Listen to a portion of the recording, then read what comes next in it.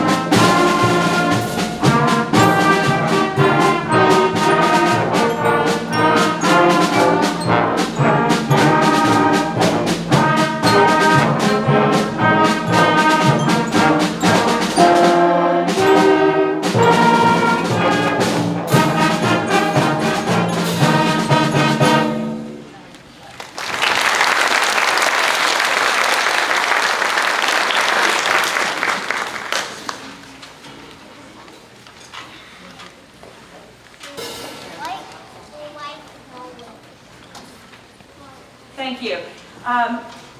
We're doing things a little bit differently than what we did in December. In December we started with sixth grade band by themselves. And when I typically do that because we get them as beginners and then we gradually bring them into a higher level of playing. And this sixth grade band is pretty exceptional. Not to brag yet, don't give me big heads over there yet. But they're playing very, very well. So what I did was we challenged the 7th and 8th grade. So what you see here now is just my 7th and 8th graders. So they're playing the first two pieces, and then the 6th grade will join us for 3 more. So this next piece is called The Tempest. And if you look up the word tempest, it means a violent windstorm, usually bringing snow, rain, or hail. And in this time of uncertain weather, as we are this season, it couldn't be any more perfect for playing this today. What you will hear is the beginning sounds of the storm coming, and then the fury of it being here as it lasts through to the very end. So here is The Tempest.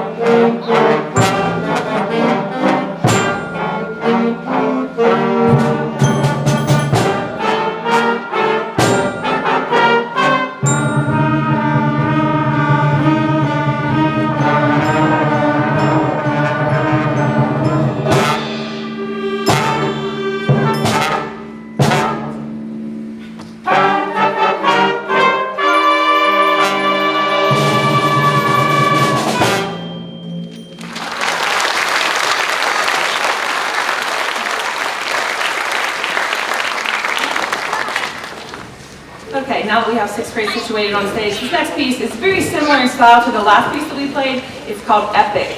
You will hear moments of aggressive sounds and the interplay with some smooth and connected sounds, which make this a little bit more challenging. It's listed as a piece that you would play as your first year in band, fifth grade, sixth grade is first year.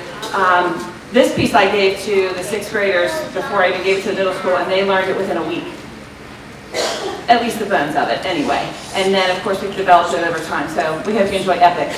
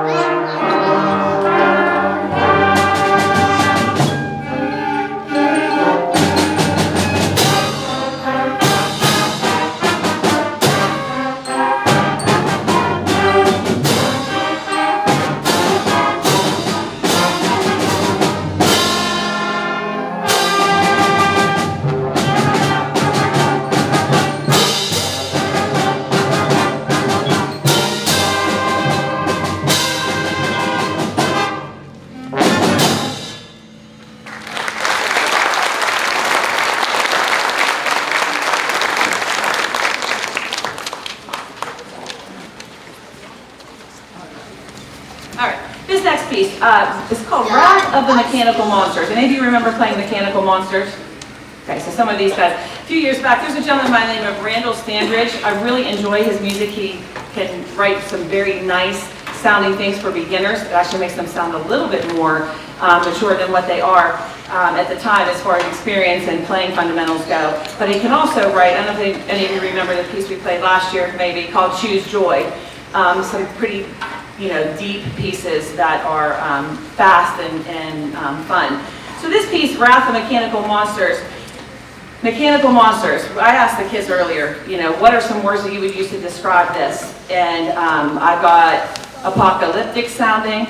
If it was a video game, maybe it was a video game that this music was maybe zombie-like in that type of setting.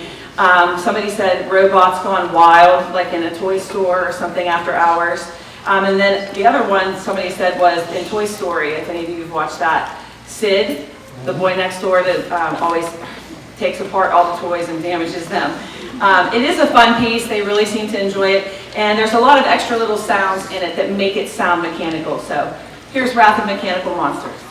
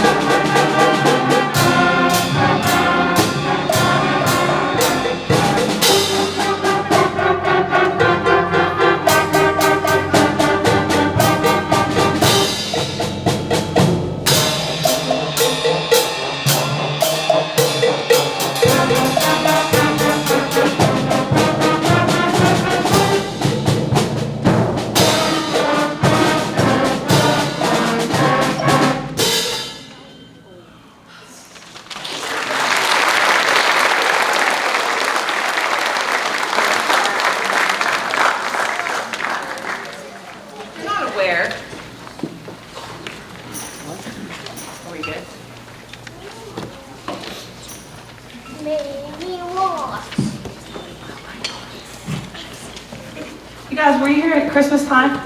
And the mic didn't work? Do we remember why?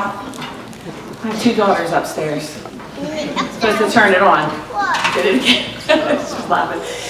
Anyway, next piece, Blackbeard. I need to turn my eyes on here. Blackbeard is actually a piece of music. The kids always talk about wanting to do something that's Pirates of the Caribbean-like or whatever. And this Blackbeard is just that, but at their level.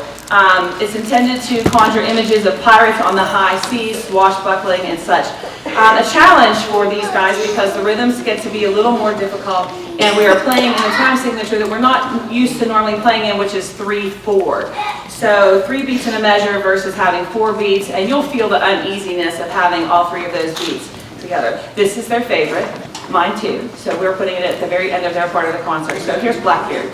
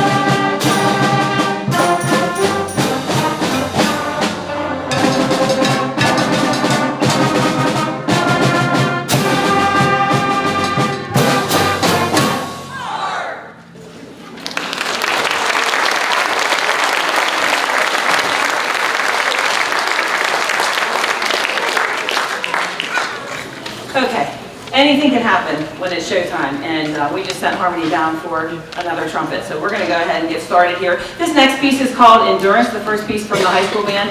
It actually was written as an overture to honor athletes. And if you've ever seen or maybe been in a race, especially somebody that might run, this truly goes to depicting the feelings and the energy at the beginning of a race. And then when you get to that place where maybe you're coasting through and you feel really great about what's going on, to the final push where you know that that finish line is right over there, but you're just about ready to quit. Great piece, lots of fun, lots of fastness, and lots of energy. So here's Endurance.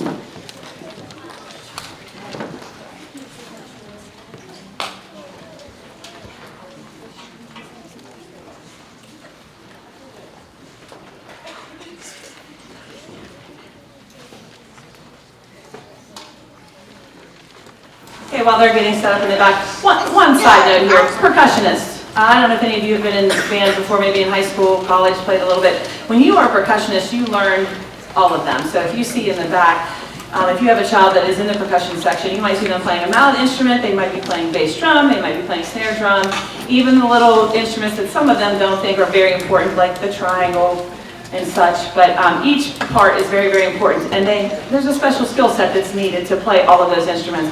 So that's kind of, if you're wondering, that's what they're doing back there. Good?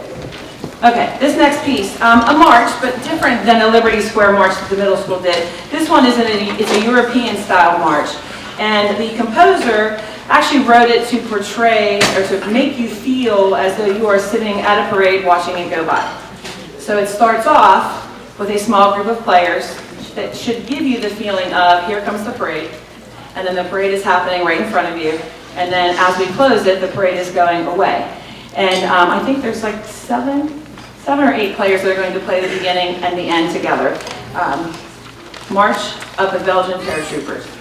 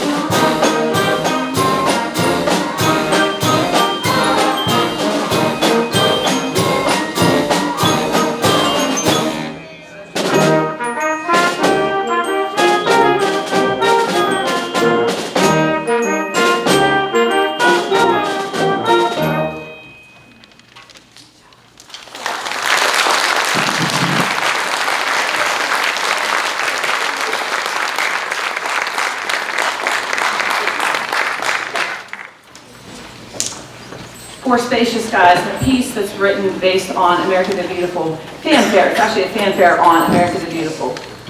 For Spacious Skies.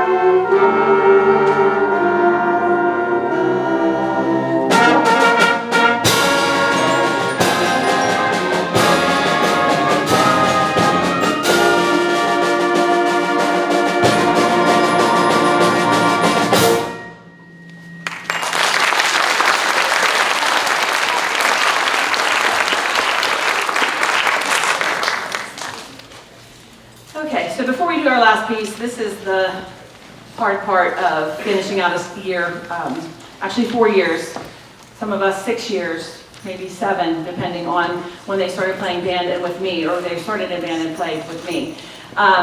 Tonight we want to congratulate and recognize our seniors who will be graduating in a couple of weeks. They're very, very excited about that. We have 6 players, and they have contributed in a great big way over the years. They actually were, and I have to ask this question, what grade were you when COVID happened? Were you 7th grade or 8th grade? 7th grade, and then 8th grade you did the online stuff with me? Okay, so in 2020, of course, COVID happens. These seniors that I'm about to introduce to you were in 7th grade, so it was the end of their 7th grade year. They had to start the next year participating in band in a very different way. We were online. It was crazy, trying to practice and do videos and meet with me and things like that.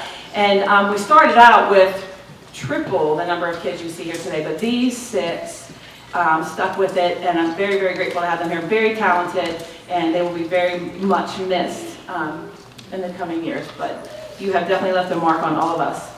So I'm going to start here behind me, Kaylee Bialko.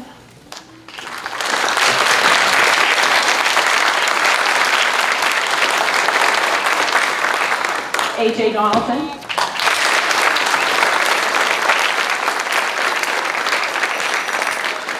Shane McNamara.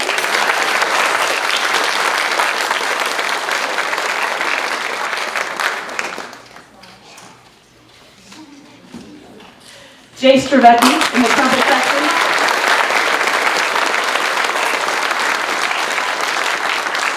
And in the back, standing behind the conga drums right now, Carson Hillsman.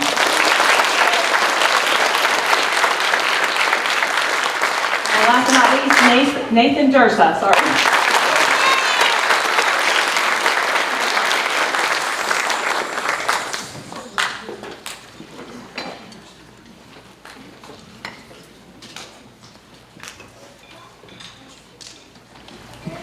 Okay, great way to end our concert is a piece called Rites of Tamburo.